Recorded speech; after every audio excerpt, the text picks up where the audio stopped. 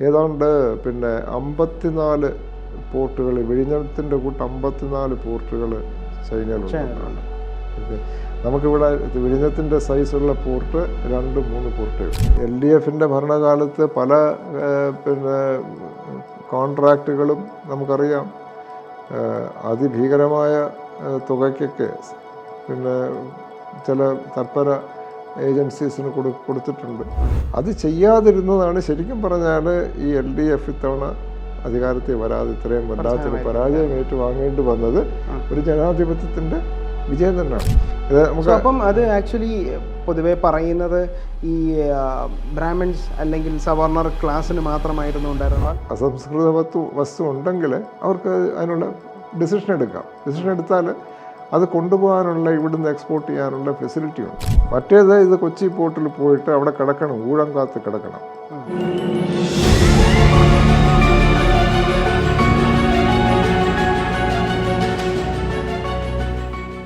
അപ്പം നമുക്കൊരു രാജ്യത്ത് വികസനമാണോ വേണ്ടത്, അതോ ഇത്തരത്തിലുള്ള സോഫ്റ്റ് പവേഴ്സിനെയൊക്കെ മെയിൻറ്റെയിൻ ചെയ്യിപ്പിക്കുകയാണ് വേണ്ടത്? പ്രത്യേകിച്ച് ഇങ്ങനൊരു MLA ആയി മന്ത്രി പോലുള്ളൊരു സ്റ്റേറ്റിലേക്ക് നിൽക്കുന്ന ഒരാൾക്കാർ ഇങ്ങനെയൊക്കെ ചെയ്യാൻ പാടുള്ളതാണ്.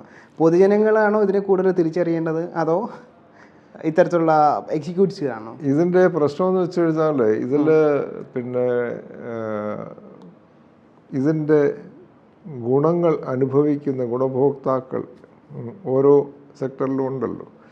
അപ്പോൾ ഈ മണ്ണ് മാഫിയയുടെ ഗുണഭോക്താക്കൾ ഇദ്ദേഹത്തെ സപ്പോർട്ട് ചെയ്യും. അത് ഇവരൊക്കെ ഈ ഒരു തലത്തിലേക്ക് ഉയരുന്നതിൻ്റെ കാരണം എന്ന് വെച്ച് കഴിഞ്ഞാൽ ഇവരുടെ ഇൻകം ഇവർ ഡിസ്ട്രിബ്യൂട്ട് ചെയ്ത് പലർക്കും കൊടുക്കും. അപ്പോൾ ഇവർക്കൊരു വലിയ സപ്പോർട്ട് കിട്ടും. ഓക്കെ. ഇപ്പം തന്നെ LDFിൻ്റെ ഭരണകാലത്ത് പല കോൺട്രാക്റ്റുകളും നമുക്കറിയാം അതിഭീകരമായ തുകയ്ക്കൊക്കെ ചില തൽപര ഏജൻസീസിന് കൊടുത്തിട്ടുണ്ട്. അതെല്ലാം സാമ്പത്തികമായിട്ട് താഴേക്കിടയിൽ അണികളിലേക്ക് വരും. അപ്പോൾ അണികൾ സപ്പോർട്ട് ചെയ്യും. ഓക്കെ. ഇത് ആരും ഇത് വീട്ടിൽ കൊണ്ടുപോകുന്നു ഞാൻ പറയുന്നില്ല, കൊണ്ടുപോയെന്ന് എനിക്ക് അറിയില്ല. ആരും ഇത് മോഷ്ടിച്ച് പോക്കറ്റ്. പാർട്ടിയുടെ പ്രവർത്തനങ്ങൾക്ക് വേണ്ടിയിട്ട് അത് പക്ഷേ ഇതൊരു പാരലൽ എക്കോണമിയായി മാറും, പാരലൽ സിസ്റ്റമായി മാറും. അത് ആ പർട്ടിക്കുലർ പാർട്ടിയെ ഇല്ലെങ്കിൽ ആ പർട്ടിക്കുലർ വ്യക്തിയെ സപ്പോർട്ട് ചെയ്യുന്ന ഒരു സിസ്റ്റമായിട്ട് മാറും. അങ്ങനെ വരുമ്പോഴാണ് ഡേഞ്ചർ, അതായത് ഒരു ഡീപ് സ്റ്റേറ്റ് അപകടം ആകുന്നത് അവിടെയാണ്. അപ്പം ഒരു ഉത്തരവാദിത്തമുള്ള ഒരു ഗവൺമെൻറ് എന്നുള്ള നിലയിൽ, സർക്കാർ എന്നുള്ള നിലയിൽ ചെയ്യേണ്ട ഇങ്ങനെയുള്ള പ്രവണതകളെ നിരുത്സാഹപ്പെടുത്തുക എന്നുള്ളതാണ്. അത് ചെയ്യാതിരുന്നതാണ് ശരിക്കും പറഞ്ഞാൽ ഈ LDF ഇത്തവണ അധികാരത്തിൽ വരാതെ ഇത്രയും വല്ലാത്തൊരു പരാജയം ഏറ്റുവാങ്ങേണ്ടി വന്നത് ഒരു ജനാധിപത്യത്തിൻ്റെ വിജയം തന്നെയാണ്.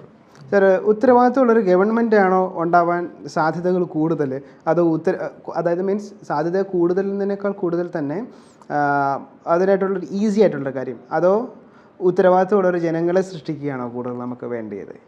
ഉത്തരവാദിത്തമുള്ള ജനങ്ങളെ സൃഷ്ടിക്കുകയാണ്. ഇപ്പം ശരിക്കും പറഞ്ഞാൽ ഞാനൊരു ഫോക്കസ് ചെയ്ത് ചെയ്യുന്ന ഒരു പ്രവൃത്തി എന്ന് പറഞ്ഞാൽ ഇൻഡിപെൻഡൻറ്റ് തിങ്കിങ് എന്നുള്ളതാണ്. ഓക്കെ.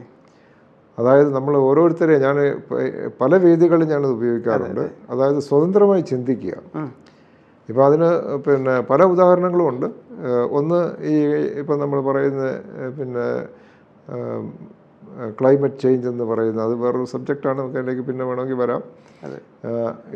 പൊള്ളുന്ന ചൂട്, ഫെബ്രുവരിയിൽ തുടങ്ങും പൊള്ളുന്ന ചൂട് എന്നും പറഞ്ഞ് തുടങ്ങും പത്രങ്ങൾ, ചാനലുകൾ ഒക്കെ. ഒരു ചാനൽ കഴിഞ്ഞ കുറച്ച് ദിവസം മുമ്പ് പറയുന്നുണ്ടായിരുന്നു സാധാരണത്തേക്കാൾ 5 ഡിഗ്രി കൂടുതലാണ്. ഇതൊക്കെ ശുദ്ധ അസംബന്ധമാണ്. ഇതൊക്കെ കേട്ടിട്ട് നമ്മൾ ഇതിന് ഒരു നല്ല ശതമാനം സമൂഹം ഇതൊക്കെ കേട്ടിട്ട് ഇതിന് റിയാക്ട് ചെയ്യുക. ഇതാണ് അവരുടെ ജീവിതത്തെ ബാധിക്കുന്നത്. ഇത് വരാൻ പാടില്ല. ഇതൊക്കെ സ്വതന്ത്രമായി ചിന്തിക്കുക എന്ന് പറഞ്ഞാൽ ഇതെല്ലാം മനസ്സിലാക്കുക. ഈ ക്ലൈമറ്റ് ചേഞ്ച്, ഈ ടെമ്പറേച്ചർ എന്നൊക്കെ പറയുന്നത് വെറും പൊള്ളത്തരമാണ്. ഇവിടെ 1 ഡിഗ്രി പോലും ടെമ്പറേച്ചർ കൂടിയിട്ടില്ല. താപനില കേരളത്തിൽ 1 ഡിഗ്രി പോലും, എന്തിനാ ഇന്ത്യയിൽ കൂടിയിട്ടില്ല. പിന്നെ കൂടും. ഇപ്പം ബാംഗ്ലൂർ പോലുള്ള നഗരങ്ങളിൽ കൂടും. ഇപ്പം ഞാൻ അവിടെ ഉണ്ടായിരുന്നപ്പോൾ 33 ഡിഗ്രി കൂടുതൽ ബാംഗ്ലൂർ സമ്മറിൽ പോലും വന്നിട്ടില്ല. ഇപ്പം 42ആണ്. പക്ഷേ അത് ഉച്ച സമയത്ത് ഒരു പർട്ടിക്കുലർ വിൻഡോയിലാണ് വരുന്നത്. പക്ഷേ ഇത് മനസ്സിലാക്കാനുള്ള കഴിവ് നമ്മുടെ ഇൻഡിപെൻഡൻറ്റ് തിങ്ക്, നമുക്ക് സ്വന്തമായിട്ട് മനസ്സിലാക്കാനുള്ള ഒരു കഴിവ് നമുക്ക് അതായത് ഒരു develop old ചെയ്തെടുക്കാം. ഇല്ലെങ്കിൽ നമ്മൾ ആരുടെയെങ്കിലും ഒരു സ്ലേവായി മാറും. ഓക്കെ, അതായത് സാറ് പറയുന്നത് ഒരു ഓൾ ഡേയിൽ ടെമ്പറേച്ചർ മാറുന്നില്ല, ഒരു പർട്ടിക്കുലർ പീരീഡ് ഓഫ് ടൈമിൽ മാത്രമാണ്. ഇതിപ്പോൾ ചോദിച്ചുകൊണ്ട് ഞാൻ പറയാം, താപനില വലിയ വ്യത്യാസമില്ലാതെ കണ്ടിന്യൂ ചെയ്യുകയാണ്. പക്ഷേ ഇപ്പോൾ ബാംഗ്ലൂർ തന്നെ എടുക്കാം, വേഴ്സ്റ്റ് കേസ്. ഈ 33 കടന്ന് 42 വരെ പോകുന്നത് വെച്ചാൽ ഈ ബിൽഡിങ്ങുകളെല്ലാം കൂടെ ഡേ ടൈം മുഴുവൻ ഒരു 9-10 മണിയാകുമ്പോഴത്തേക്ക് ഈ വെയിൽ അബ്സോർബ് ചെയ്ത് ചൂടായി വരും. ചൂടായിട്ട് ഒരു പരിധി കഴിയുമ്പോൾ ഫിസിക്സിൽ പിന്നെ പറയുന്നതാണ്, ഓരോ പർട്ടിക്കുലർ സബ്സ്റ്റൻസിനും ബോഡിക്കും ഒരു പീക്ക് ടെമ്പറേച്ചറുണ്ട്. അത് കഴിഞ്ഞാൽ ഇത് കിട്ടിയ ടെമ്പറേച്ചർ വെളിയിൽ വിട്ടു, അത് ഹീറ്റ് സിങ്ക് പറയും നമ്മൾ. അപ്പം ഈ ബിൽഡിംഗ് മുഴുവൻ അട്രാക്ട് ചെയ്തിട്ട്, ചൂട് മുഴുവൻ ഒരു പരിധിവരെ അട്രാക്ട് ചെയ്തിട്ട് പിന്നെ അത് വെളിയിലോട്ട് വിട്ടുകൊണ്ടിരിക്കും. അപ്പോൾ ഈ ചൂടാണ് ടെമ്പറേച്ചറിനെ കൂട്ടുന്നത്.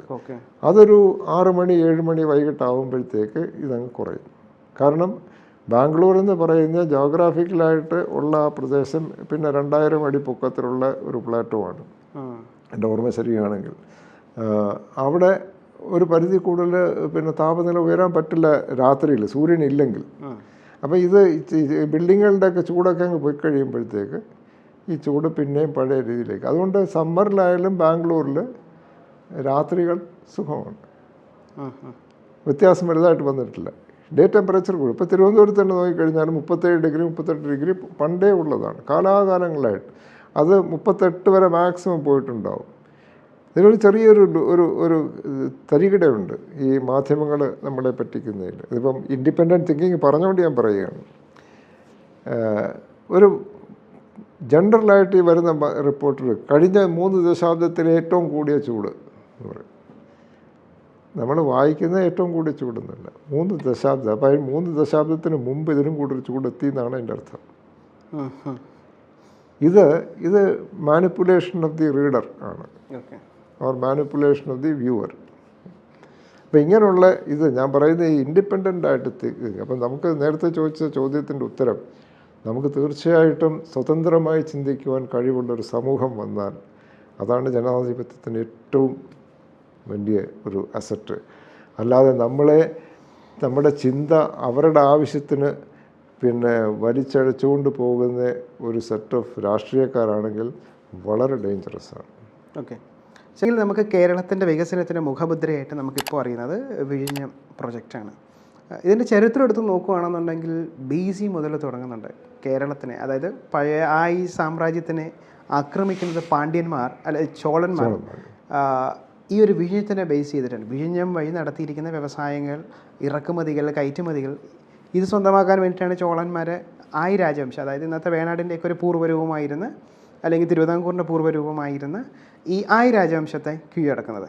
അപ്പോൾ അത്രയും വളരെ പഴക്കമുള്ള, അത്രത്തോളം തന്നെ ഈ സദേൺ പെനിൻസുലയിൽ അത്രത്തോളം ഇമ്പോർട്ടൻ്റ് ആയിരിക്കുന്ന ഈ വിഴിഞ്ഞം പ്രോജക്റ്റ് ഇപ്പം ആയിരക്കണക്കിന് വർഷങ്ങൾക്ക് ഇപ്പോഴും അത് സ്ട്രോങ് ആയിട്ട് നിൽക്കുന്നുണ്ട്. അത് വഴിയിട്ട് ഇന്നത് കേരളത്തിൻ്റെ ഭാഗമാണ്. അപ്പോൾ കേരളത്തിന് എത്രത്തോളം വികസനം കൈവരിക്കാൻ പറ്റും, പ്രത്യേകിച്ച് നമ്മൾ ഇന്ന് ഇവിടെ ഇരുന്ന് സംസാരിക്കുന്ന ഈ തിരുവനന്തപുരം എന്ന് പറയുന്ന ജില്ലയ്ക്ക്, അല്ലെങ്കിൽ ഈ ഒരു ലൊക്കാലിറ്റിക്ക് എത്രത്തോളം ഒരു ഗ്രോത്ത് നമുക്ക് ഉണ്ടാക്കിയെടുക്കാൻ സാധിക്കും 2000 വർഷം മുതൽ പ്രാധാന്യമുള്ള ഒരു കേന്ദ്രത്തിന്.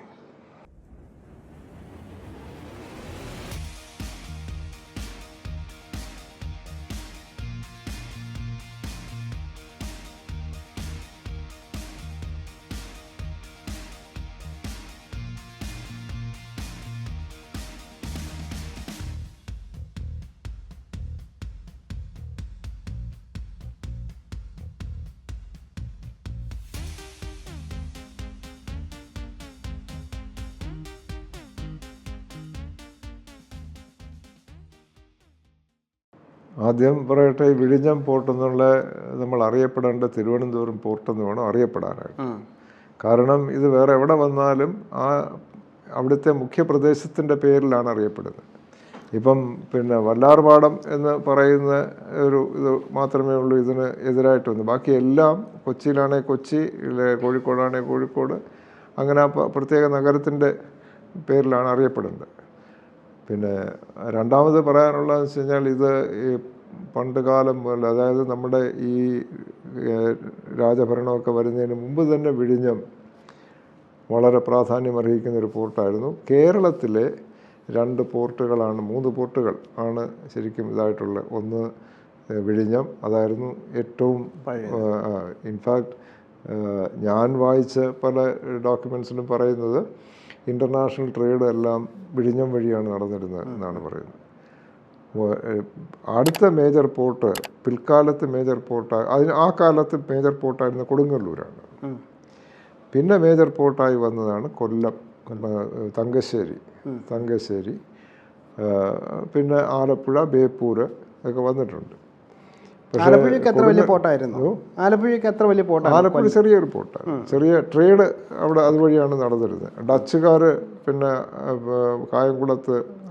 കായംകുളം സെൻറ്റർ ചെയ്തായിരുന്നു ഡച്ചുകാർ. ആലപ്പുഴയാണ് കൂടുതലും. അതുകൊണ്ടാണ് ആലപ്പുഴയിലെ പഴയ ബിൽഡിങ്സ് ഒക്കെ നോക്കിയാൽ ഡച്ച് ആർക്കിടെക്ചറിലാണ് ചെയ്യുന്നത്. വളരെ മനോഹരമാണ് ആലപ്പുഴ. ബേസിക്കലി എനിക്ക് കുരുമുളകുമായി ബേസ് ചെയ്തിട്ടാണെന്ന് തോന്നുന്നു. ഈ സ്പൈസ് റൂട്ട് എന്ന് പറയുന്നത് ശരിക്കും പിന്നെ കൊച്ചിയല്ല, അത് കായംകുളം വഴിയാണ് പോയിരുന്നത്. അതുകൊണ്ടാണ് ഡച്ച് അവിടെ കായംകുളം പിടിച്ചടക്കിയപ്പോൾ തിരുവിതാംകൂർ രാജാവിന് അൾട്ടിമേറ്റം കൊടുക്കുകയും അതിന് എതിരെയാണ് പിന്നെ ഡച്ച് ഈസ്റ്റ് ഇന്ത്യ കമ്പനി ശ്രീലങ്കയിൽ നിന്നും കന്യാകുമാരി വഴി തിരുവിതാംകൂർ അറ്റാക്ക് ചെയ്യാൻ വന്നതും ആ ഡച്ചിനെ കീഴടക്കുന്നതുമാണ് ഹിസ്റ്ററിയായി മാറിയിരിക്കുന്നത്. ഡിലിനോയ് സറണ്ടർ ചെയ്യുന്നതൊക്കെ. അതായത് ഏഷ്യയിലെ തന്നെ ആദ്യത്തെ ഒരു വിദേശ ശക്തി അതെ, ആദ്യത്തെ ഒരു വിദേശ ശക്തിയെ ലോക്കൽ പിന്നെ kingdom without the help of A foreign power. അന്ന് ബ്രിട്ടീഷുകാർ അന്ന് ഇത് നോക്കി നിൽക്കുകയാണ്. കാരണം അവർ ഈ ഡച്ചുകാരെ കൊണ്ട് കളിപ്പിച്ചിട്ട് അവസാനം ഡച്ചുകാരെ കൊണ്ടെല്ലാം പിടിച്ചടക്കിപ്പിച്ചിട്ട് ഡച്ചുകാർക്ക് പണം കൊടുത്ത് വാങ്ങിക്കാമെന്നുള്ളതായിരുന്നു അവരുടെ ആറ്റിറ്റ്യൂഡ്. അപ്പോൾ അവരുടെ അവർ സഹായിക്കുകയും ചെയ്തു. ഇവിടെയും ദൂരം നോക്കിക്കൊണ്ട് ഡച്ചുകാർ പിടിച്ചടക്കിക്കോട്ടെ, എന്നിട്ട് ഞങ്ങളെയും വാങ്ങിച്ചാൽ മതിയല്ലോ എന്നാണ്. പക്ഷെ അത് നടന്നില്ല. എനിവേ, പിന്നെ മെയിൻ പോർട്ട് ഇതൊക്കെയായിരുന്നു. അപ്പോൾ വിഴിഞ്ഞം പണ്ടേ ഉള്ളൊരു പോർട്ടാണ്. ഇൻഫാക്റ്റ് ഈ വിഴിഞ്ഞം പോർട്ടിനോട് അധിഷ്ഠിതമായിട്ട് വേറൊരു ഇതും കൂടെ ഉണ്ട്, ഈ കാന്തല്ലൂർ ശാല എന്ന് പറഞ്ഞിട്ട്. ഈ കാന്തല്ലൂർ ശാല എന്ന് പറയുന്നത് the Nalanda of the south എന്നാണ് അറിയപ്പെട്ടിരുന്നത്. നളന്ദ തക്ഷശില പോലെ ഒരു വൻ എഡ്യൂക്കേഷണൽ ഇൻസ്റ്റിറ്റ്യൂഷനായിരുന്നു കാന്തല്ലൂർ ശാല. അതിനൊരു ചെറിയൊരു വ്യത്യാസം ഉണ്ടായിരുന്നു, അവിടെ ഡിഫൻസ് ടെക്നിക്സും കൂടെ പഠിപ്പിച്ചിരുന്നു. ആർമമെൻറ്റ്സ് ഉണ്ടാക്കുന്നതും പഠിപ്പിച്ചിരുന്നു എന്നാണ് പറയുന്നത്.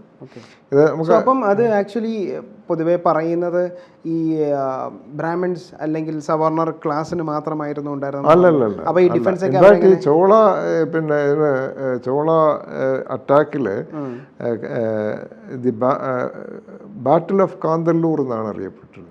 അത് പിടിച്ചടക്കാനാണ് വിഴിഞ്ഞം വഴി വന്നിരുന്നതെന്നാണ് പറയുന്നത്. വിഴിഞ്ഞം വഴിയും വന്നു എന്ന് പറയുന്നുണ്ട്. അപ്പം എനിക്ക് ഹിസ്റ്ററിയെ പറ്റി അത്ര ഇതില്ല, പക്ഷെ അല്പം അറിയാവുന്ന വെച്ച് പറയുന്നുണ്ട്. അപ്പം വിഴിഞ്ഞത്തിന് വലിയൊരു ഇതുണ്ട്. കാരണം വേറൊന്നുമല്ല, അന്ന് പിന്നെ ഈ ഡ്രഡ്ജിങ് മെക്കാനിസം ഒന്നും ഇല്ലാത്തപ്പം കപ്പലുകൾ ഏറ്റവും അടുത്ത് കൊണ്ടുവരാൻ പറ്റുന്ന ഒരു സ്ഥലം വിഴിഞ്ഞം വരും.